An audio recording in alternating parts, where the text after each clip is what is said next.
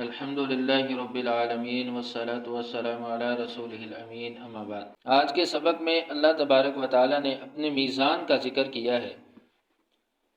فَأَمَّا پس رہا، من وہ شخص، ثقلت باری ہو گئے، موازین اس کے موازین یعنی اس کے پلڑے۔ فَأَمَّا مَنْ ثقلت موازین رہا وہ شخص کہ جس کے پلے باری ہو گئے۔ موازین پلڑے اللہ کے ترازو کے، اور اس سے مراد کہ ان میں رکھے جانے والیاں وہ نیکیاں، وہ اعمال، کہ جس کے وہ باری ہو گئے، وہ وزنی ہو گئے۔ تو اس آیت سے یہ بات واضح ہوتی ہے کہ قیامت کے دن اللہ تعالیٰ بندوں کے اعمال کا وزن کریں گے، اعمال تولے جائیں گے، ان کا وزن ہوگا۔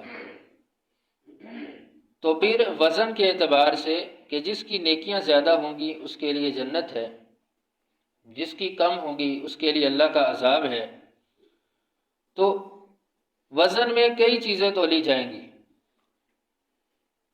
تو یہاں پہ اعتراض کرنے والے اعتراض بھی کرتے ہیں کہ نیکی وہ کون سی ایسی چیز ہے جو نظر آنے والی ہے، نیکی کا کیسے وزن ہو سکتا ہے؟ تو چند سال پیچھے چلے جائیں، کئی ایسی چیزیں تھیں کہ جن کا وزن نہیں ہو سکتا تھا۔ وقت کے ساتھ ساتھ چیزیں ایجاد ہوئیں تو ان چیزوں کا وزن ہونا شروع ہو گیا۔ ہوا کا وزن کیا جاتا ہے، گیس کا وزن کیا جاتا ہے۔ تو اللہ تبارک و تعالی ہر چیز کا وزن کریں گے۔ اس میں بندے کے اعمال بھی ہوں گے، بندے کے صحیفے بھی ہوں گے، اور انسان یعنی بندہ خود بھی ہوگا۔ اعمال وہ حدیث رسول اللہ صلی اللہ علیہ وسلم کی کہ جس میں آپ نے بیان کیا کہ کلمتان حبیبتان علی الرحمن ثقیلتان فی المیزان خفیفتان علی اللسان سبحان اللہ وبحمدہ سبحان اللہ العظیم، کہ دو کلمے ایسے ہیں جو رحمان کو بہت پسند ہے، زبان پہ بہت ہلکے ہیں لیکن میزان میں یعنی اللہ کے ترازو میں بہت بھاری ہیں۔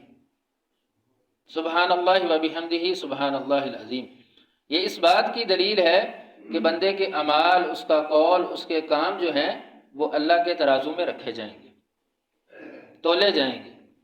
تو اس طرح صحیفے کہ جن پر اعمال لکھے جاتے ہیں، وہ حدیث بطاقہ بہت مشہور حدیث ہے کہ ایک بندے کے اعمال ان کا وزن کیا جائے گا، نیکیاں اس کی کم ہو جائیں گی، برائیاں اس کی زیادہ ہو جائیں گی، تو اللہ تعالیٰ اس کے لیے ایک پرچی، ایک کارڈ جو ہے جسے حدیث بطاقہ کہا گیا، بطاقہ پرچی کو یا کارڈ کو کہتے ہیں، کہ جس پہ لکھا ہوگا لا الہ الا اللہ، وہ اس کے نیکیوں والے پلے میں رکھ دی جائے گی، جس سے اس کی نیکیاں باری ہو جائیں گی۔ تو یہ اس بات کی دلیل ہے کہ نیکیاں یعنی وہ صحیفے جن پہ لکھا جا رہا ہے، وہ کوئی بھی چیز ہے، تو اللہ تعالیٰ ان چیزوں کا بھی وزن کریں گے، ان کو بھی میزان میں رکھا جائے گا، اور بندے کا خود بھی وزن کیا جائے گا۔ رسول اللہ صلی اللہ علیہ وسلم نے فرمایا کہ قیامت کے دن ایک موٹا تازہ شخص لایا جائے گا، اس کو میزان میں رکھا جائے گا، اس کا وزن کیا جائے گا، لیکن اس کا وزن ایک مچھر کے پر کے برابر بھی نہیں ہوگا، یعنی اس کے پاس نیکیاں نہیں ہیں، صرف بدیاں ہی بدیاں ہوں گی، بالکل وہ ہلکا ہوگا۔ تو اس سے پتہ چلا کہ بندے کا بھی وزن کیا جائے گا۔ باقی دوسری چیز کہ دنیا کے میزان اتنی چھوٹی سی چیز کا وزن نہیں کرتے، مچھر کا پر ایک ذرہ یا ایک جوں کے انڈے کے برابر، لیکن اللہ کا میزان اس کا بھی وزن دے گا، پتہ چلے گا کہ اس کی نیکی زیادہ ہے، اس کی بدی زیادہ ہے۔ رسول اللہ صلی اللہ علیہ وسلم نے اپنے صحابی عبداللہ بن مسعود رضی اللہ تعالیٰ عنہ کو ایک مرتبہ حکم دیا کہ میرے لیے مسواک لے کر آؤ۔ تو وہ مسواک لینے کے لیے درخت پہ چڑھے، ان کی پنڈلیاں کمزور تھیں، پتلی تھیں، تو لوگوں نے دیکھ کے مسکرانا، ہنسنا شروع کر دیا۔ رسول اللہ صلی اللہ علیہ وسلم نے ان کی اس حالت کیفیت کو دیکھا تو بانپ گئے، آپ کو پتہ چل گیا کہ لوگ کیوں ہنس رہے ہیں۔ تو آپ نے پھر عبداللہ بن مسعود کے بارے میں فرمایا کہ جس کی پنڈلیاں تم دیکھ کے ہنستے ہو، یہ عبداللہ بن مسعود کی پنڈلیاں قیامت کے دن اللہ کے میزان میں احد پہاڑ سے بھی زیادہ وزنی ہوں گی۔ تو اس سے پتہ چلا کہ انسان یعنی بندے کا خود بھی وزن کیا جائے گا، کئی چیزیں ہیں کہ جن کا اللہ تعالیٰ وزن کریں گے۔ فَأَمَّا مَنْ ثَقُلَتْ مَوَازِينُهُ، تو رہا وہ شخص کے جس کا میزان یعنی وزن باری ہوگا، فَهُوَ، پس وہ، فی عیشۃ، زندگی میں، راضیہ، خوشی کی، فَهُوَ فی عیشۃ راضیہ، تو وہ خوشی کی زندگی میں ہوگا، نیکیاں زیادہ ہو گئیں تو خوشی ہی خوشی ہے۔ وَأَمَّا، اور رہا، من، وہ شخص، خفت، کے ہلکے ہو گئے، موازین، اس کے پلے۔ وَأَمَّا مَنْ خَفَّتْ مَوَازِينُهُ، اور رہا وہ شخص کے جس کے ہلکے ہو گئے پلے۔ اس سے مراد بندے کے اعمال ہیں کہ جس کی نیکیاں ہلکی ہو گئیں، موازین، نیکیاں ہلکی ہو گئیں، تو اس کے لیے فَأُمُّهُ، تو اس کی ماں، حاویہ، حاویہ ہے، فَأُمُّهُ حاویہ، تو اس کی ماں حاویہ ہے۔ فَأُمُّهُ، ماں مراد کہ جس طرح ماں بچے کو گود میں لیتی ہے، جگہ دیتی ہے، تو اس سے مراد جہنم کا ٹھکانہ ہے، وہ گناہ گار کو جگہ دے گی، اپنے اندر سنبھالے گی۔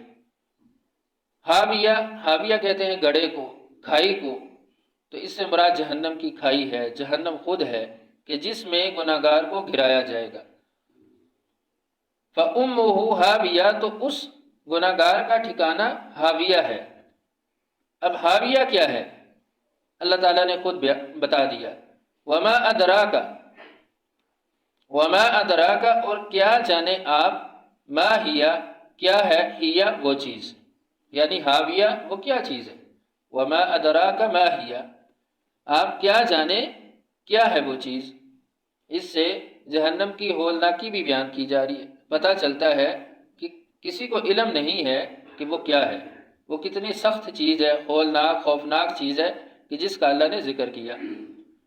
تو وہ کیا ہے؟ نارن، آگ ہے، حامیہ، دہتی ہوئی یا بڑکتی ہوئی، نارن حامیہ، کہ وہ دہتی ہوئی آگ ہے، وہ ایک صرف گڑھا نہیں ہے، ایک کھائی نہیں ہے، بلکہ وہ سراسر آگ ہے، جس کا ذکر اللہ نے کیا کہ اس میں گناہ گار جائے گا کہ جس کے اعمال یعنی نیکیاں کم ہو گئی۔ اور وہ آگ کتنی سخت ہے؟ سیدنا ابو ہریرہ رضی اللہ تعالیٰ عنہ فرماتے ہیں کہ آگ کے 70 حصے ہیں، ان میں سے ایک حصہ وہ ہے جو ہمارے پاس ہے، اور 69 حصے جہنم کی آگ دنیا کی آگ سے تیز ہے، سخت ہے، جس کا ایندھن انسان اور پتھر ہوں گے۔ اور اتنی سخت آگ کے اندر ان لوگوں کو عذاب دیا جائے گا جو اللہ کے نافرمان ہیں، کہ جن کی بدیاں زیادہ ہو گئیں، نیکیاں کم ہو گئیں۔ تو اللہ تعالی ہمیں اس آگ سے محفوظ فرمائے۔ وآخر دعوانا ان الحمد للہ رب العالمین۔